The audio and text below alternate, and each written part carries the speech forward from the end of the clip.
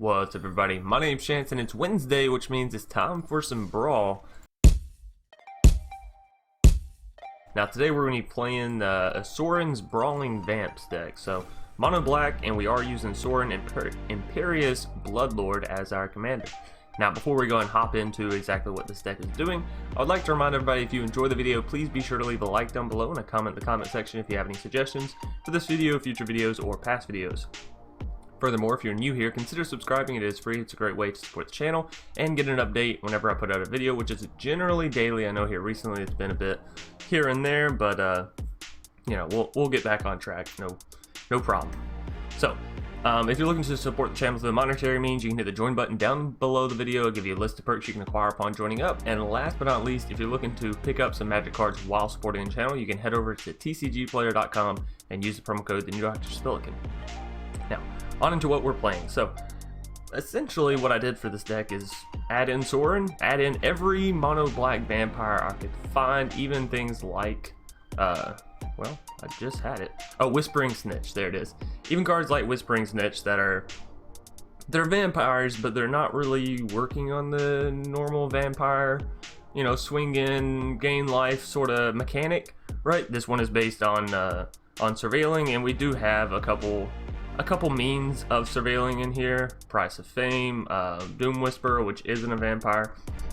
We also have a Yara, which isn't a vampire, but you know, these are cards that are good enough in mono black that, sure, Yara isn't a vampire, but she's going to deal 1 damage and gain you 1 life every time you play a vampire, or any other mono black creature for that matter. So it's, you know, it's fun. She fits right in, and she can allow you to draw cards, all that good stuff. It's just a good fun time. Now, as for the rest of the deck, you'll probably see it's basically just vampires and removal, right? If you want to take a closer look, of course, I'll have it down in the description. But y'all know I don't like to hop into a Brawl deck tech and try to explain every single card and why I'm using it. So that's gonna do it for all that intro stuff. We're gonna go and hop right into some matches. Home 1983 gonna be our first foe for the day, and it looks as though they're playing knights. Ugh, I don't like this. We don't have any creatures. I will take the free mulligan.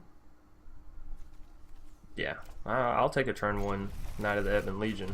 No problemo. And then into a Foreboding Fruit, which gives us draw, murder, which is removal, Doom Whisperer, which is just good. It's good. Alright, so getting in that early 1 point of damage feels so nice. Oh, they're in it for it now. I think I'm just gonna play the Sorin, honestly. He essentially gives the same end result of buffing the Knight of the Ebon Legion, right? Of getting the counter on there. Sure, it doesn't deal near as much damage, but you know, they don't have anything that's directly attacking Sorin right now, which is definitely a bonus for us, right? Just leave my Knight of the Ebon Legion alone. Por favor. Jousting Dummy. Okay, I'm fine with that. I accept. You may play that card. Okay, so I don't want to put a vampire card from my hand down. I think I do just want to give this buff to the Knight. It can swing in no problem, but they probably use Jousting Dummy to defend, I'm assuming. No, they don't. Fantastic. Well, Jousting Dummy can deal an extra damage to Sorin, but Sorin will survive. So I think I'm going to go ahead and use this Foreboding Fruit on myself. Oh, that's really good, actually. That's that allows our Sorin to not take any damage. Oh.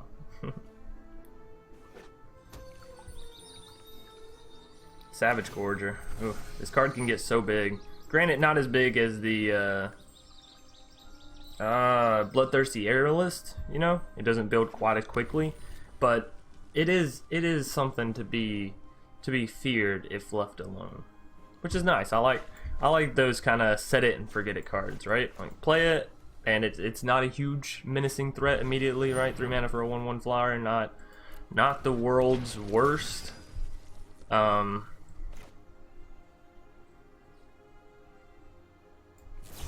Yeah, I am still just gonna go ahead and kill the jousting dummy. Sure, it gives them an extra card, but keeps my Sorin healthy.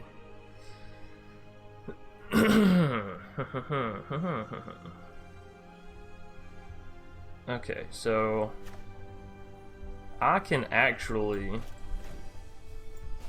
I want to use murder. Just kill this.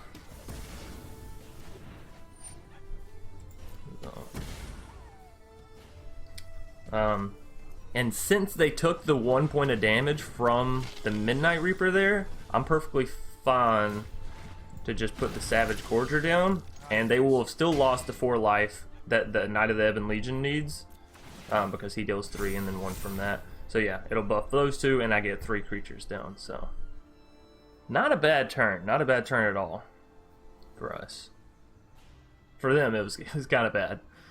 But yeah, game 1's looking pretty spicy.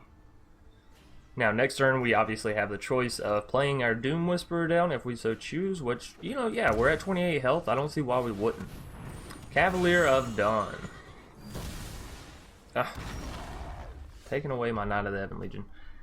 Well, scratch what we were gonna do, because now I gotta kill this thing. Get out of here, Cavalier of Dawn. You don't belong on this board. Okay, so that goes back into their hand. Whispering Snitch will come down for us. And we will put a counter on, I guess, Vampire Opportunist, because Savage Gorger is already going to get a counter, right? Alright, so getting that sweet damage. Our opponent's down to 4. Which is definitely a tricky situation for them. Let's see if they have an answer. They would actually need a lot of answers, but you know. So, I'm liking this deck. A random yawn appears. Yeah, I'm really liking this deck so far. It seems to be fun and not too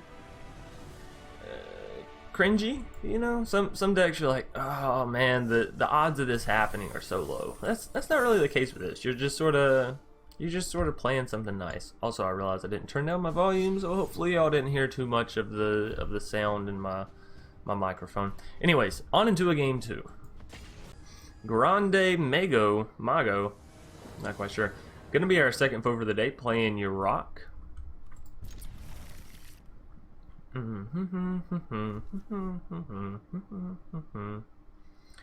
I didn't see if we were going first or second. Oh look, hey, they have the dragon. That's cool. It's very shiny. Me personally, I won't be shelling out that much money for a little side companion, but you know, at least whenever you do the mastery pass, you get something back. Spending 30,000 gold, or what is it, 3,000 gems, something like that, to get this thing. Yeah, I don't know about that.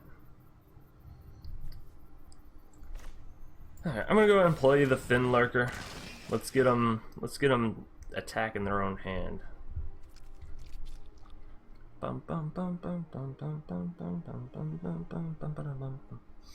Alright, so they're only at 2 mana, so I'm not too afraid of them having the there goes Fibblethip. Fibblethip the Lost. Hopefully we'll draw into some land here. That would be ideal. No, just a Savage Gorger, huh? Okay, well we'll keep building our vampire army slowly but surely. I would like some land, please. At least now we do have enough damage on the board to where even if we don't draw a land, we have the 4 damage to buff the Knight of the Ebon Legion. And then we draw the land. Alright. I'm actually gonna go ahead and play the Savage Gorger. Why not? Excuse me. They actually only have 2 mana over there right now. It looks a bit deceiving because they have the Fabled Passage. So that's good. It's good. It's good. It's good. It's good. All right, Grande, Mago. I don't know what your name is, but I do know I need you to hit that resolve button so this guy can hit the board, and then I'll hit you in the face with all my creatures. It'll be a dandy day. We'll all have a great time. Mostly me and y'all. I don't know if Mago, Mr. Grande is gonna have a great time, but that's okay. Alright, so there comes the buffs. Wow, excuse me. Goodness. Y'all, if y'all thought my voice was bad before, me and Eva have recently started reading Sherlock Holmes, the complete series, right? So it's probably not going to be getting any better anytime soon, right? Because we read out loud, and so you know, my talking has only increased. It would probably help me if I started remembering every single morning to bring a water. Vraska, you slippery devil, you. I just want to get down my own Sorin. Vraska's gonna die to the Fenlurker guaranteed. This allows us to buff you, and then deal 5 here. And again, Savage Gorger is gonna get buffed, so that's fun.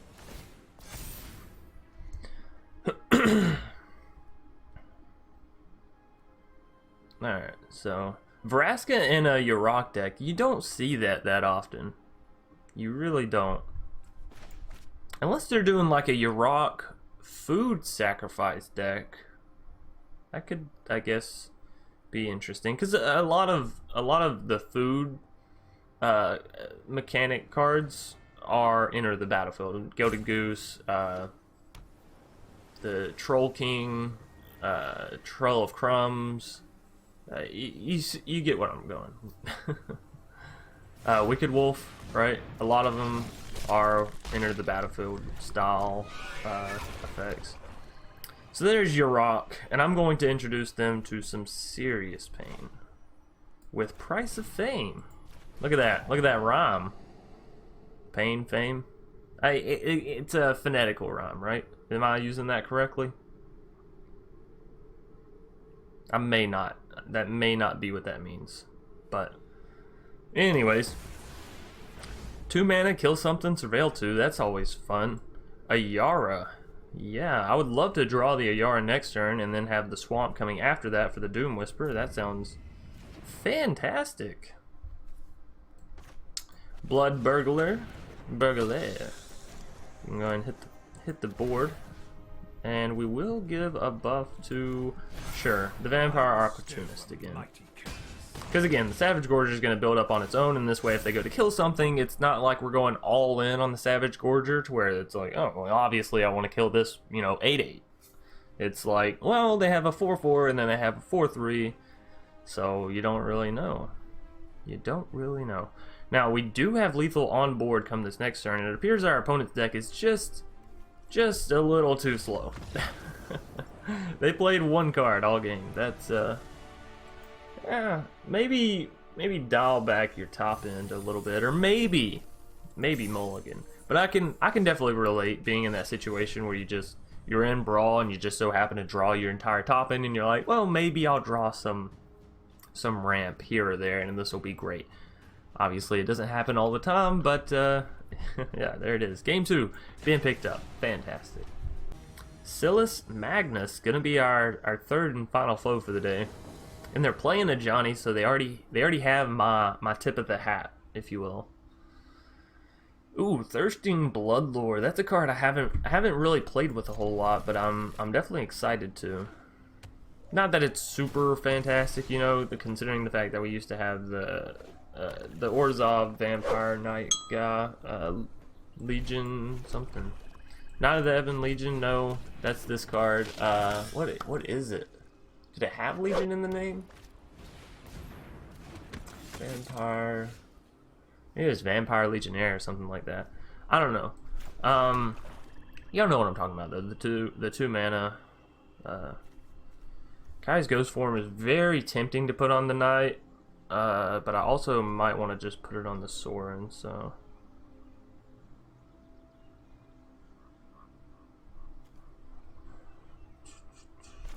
Yeah, I tell you what, I'm gonna get another creature down this turn. I'm not gonna fool around with the rest of it.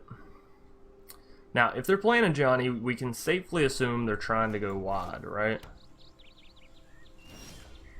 Safely assume that. I think I'm gonna go ahead and play my Sorin, buff the Knight, and then keep Whispering Snitch back for some defense. We could also just use Sorin's Thirst and then throw Kai's Ghostform on Knight of the Ebon Legion. If we do go ahead and kill a Martyr for the cause, then they don't get that chance to proliferate. If we go and get Sorin down, we might be ahead of the curve with everything. Yeah, alright, I tell you what, I like this better. I like this better. I think this has a higher potential for a turnout, like a better turnout potentially.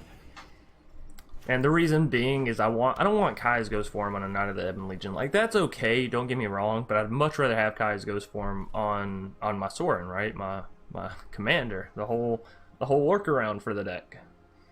Don't Conclave Tribunal me, you... Ah! Oh, what? That doesn't make any sense to me. That doesn't make a lick of sense. Alrighty, so let's regain that chance. We're gonna go here. Yeah. What you gonna proliferate? Nothing. You got nothing. you just hit submit 0, Silas? I think it's Silas.